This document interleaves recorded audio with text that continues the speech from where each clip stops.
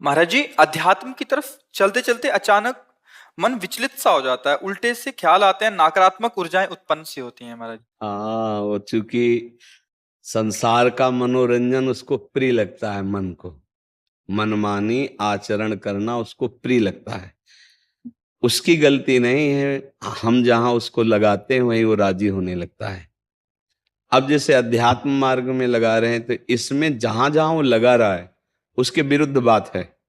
उसको भोग चाहिए, उसको हर इंद्रिय के मना खष्टान इंद्रियाणी प्रकृति स्थान कर सती, 5 ज्ञानेंद्रियों के द्वारा वो विषयों में विचरने का स्वभाव बना लिया है। भगवान कह रहे हैं आप भगवान के अंश, ममैवांशो जीव लोके जीव भूता सनातना मना खष्टान इंद्रियाणी प्रकृति स्थान कर सती।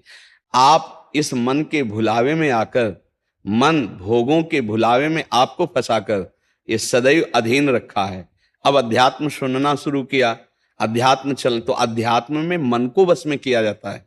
और अभी तक आप मन के वश में रहे, तो जब आप सपोर्ट नहीं देंगे तो आपका सपोर्ट करने लगेगा। इसकी चाल समझना, क्योंकि आपके बिना उसकी कोई सत्ता नहीं, वो आपके बिना कुछ नहीं कर सकता, आपके दस्तखत से ही करेगा। जैसे हमारा मन कह रहा है मैं देखूं, हम कह रहे नहीं देखना है, और वो 100 बार कहेगा देखो, आप कहोगे नहीं ये देखो, अब वो लग जाएगा जिधर आप लगाओगे, पर वो कुछ समय तक लगेगा, फिर वो आपको वश में करने की कोशिश करेगा। और वो जब आप ना करेंगे तो आपको जलाएगा। अगर उस जलन को सह गए तो मन को अधीन कर लेंगे, और नहीं सह गए तो मन आपको अधीन कर लेगा। ये खेल चल रहा है। प्रायः सब मन के अधीन ही होते हैं। मन को कोई चेला बनाने वही सच्चा गुरु। दूसरों को तो चेला बनाना सहज है, मन को जो चेला बना ले वही सच्चा गुरु। मन ने सबको चेला बना रखा है, नहीं बना रखा? जैसा जैसा कहता है वैसे ही करना पड़ता है। और बड़ा बात यह है कि मन को हम जैसा कहें शास्त्र आज्ञा से वैसा चला ले, सो महात्मा, वही गुरु, वही भक्त। नहीं तो भाई भेष चाहे जो हो, पर मन के अधीनता से मुक्त होना बहुत कठिन होता है।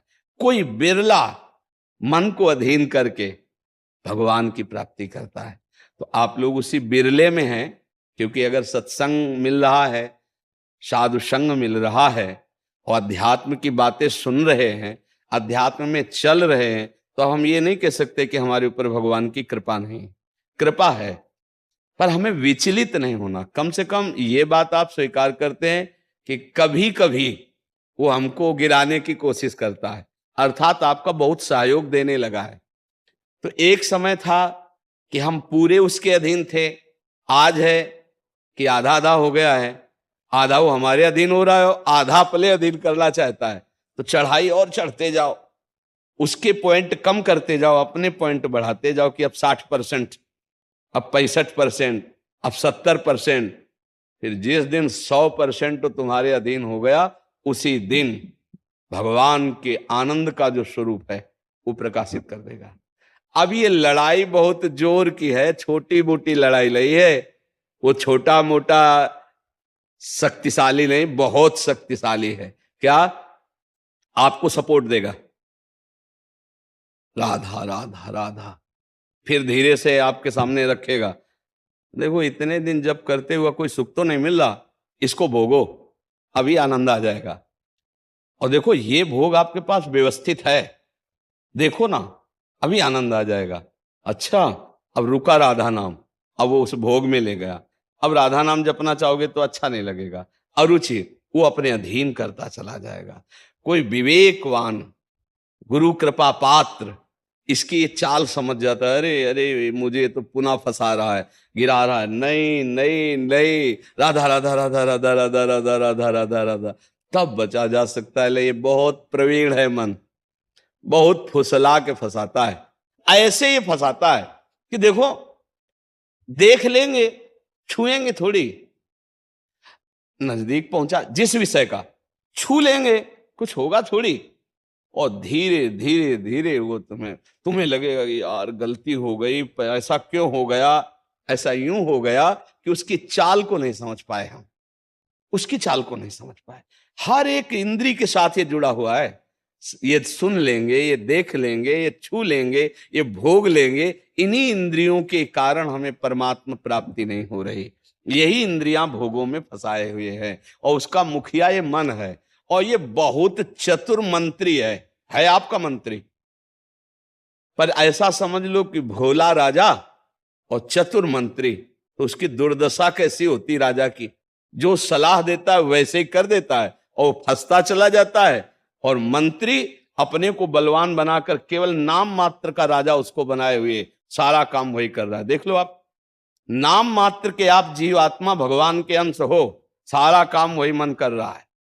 हमारा मन कर रहा है आज ये खाएं तो हम खाएं, नहीं, ये मन की मांग है, तेरी मांग नहीं है। लेकिन ऐसा कौन भेद पैदा कर पाता है।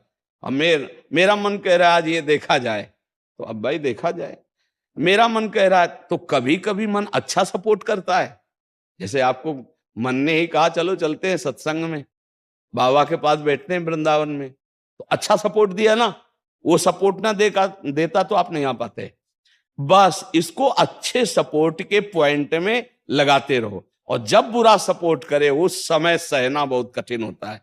अगर मन ने ठान लिया कि अब ये करना है और आपने कह दिया ना, तो आपको जलाना शुरू करेगा। और उस जलन को जो सह गया, यम ही न व्यथ्यन्ते ते पुरुषम पुरुषर्षव सम दुखा सुखाधीरम स्वमृतत्वाय कल्पते, उस जलन को जो सह गया सो भगवान को प्राप्त करने की सामर्थ्य रख लेता है। बहुत कठिन है मन की जलन को सहना। बाहर के थप्पड़ सह जाना सही, लेकिन मन के थप्पड़ सहना बहुत कठिन, सबको गिरा देता है। इसका बहुत विचित्र बल होता है और इससे बचने का केवल एक उपाय है, नाम जप न छूटे और ये स्वीकार मत करो कि मुझे चाहिए। जैसे मन कह रहा है आज उस होटल में चलते हैं, अब रसेंद्री और मन एक हो गया है। अब आपको लगता है मेरी मांग है, तो बोले भाई आज मेरा मन कह रहा है यही, आज मेरा मन कह रहा है कि आज उस होटल का भोजन होना चाहिए।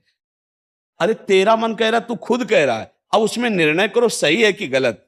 अगर गलत लग रहा है इसकी चाल तो आप मत जाओ। घर में रोटी दाल बनाओ, इसको अच्छा नहीं लगेगा, ये 100 बार कहेगा नहीं नहीं, तो आपको नहीं भाई आज तो यही खाना पड़ेगा।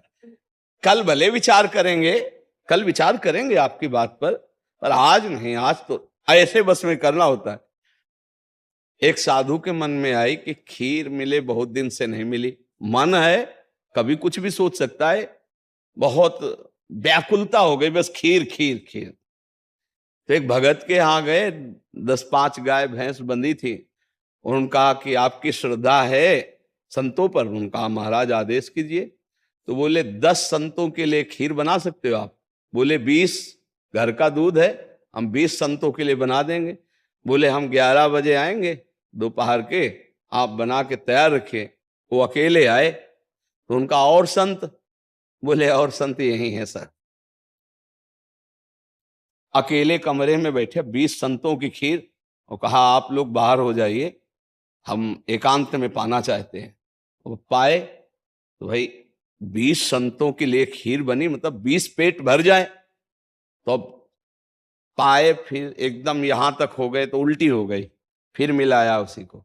फिर मन कह रहा नहीं अब खीर नहीं चाहिए। बोले नहीं, खाओ खाओ खीर खाओ। रोमांच हो गया, नहीं खाएंगे एकदम। तो बोले जिंदगी में खीर का नाम मत लेना, जिंदगी। तो या तो ऐसे उतरो, या तो ऐसे उतरो। इसको वश में करना बहुत अच्छा। एकदम विरोध भी नहीं कर सकते आप इसका, चल ही नहीं पाओगे। इसका विरोध भी एकदम नहीं कर सकते, सपोर्ट भी करना पड़ेगा। तो अच्छी बात में इसका सपोर्ट करो। अब कह रहा है जैसे हमें आज मीठा खाना है, ठीक है तुम्हारी मांग बुरी नहीं है।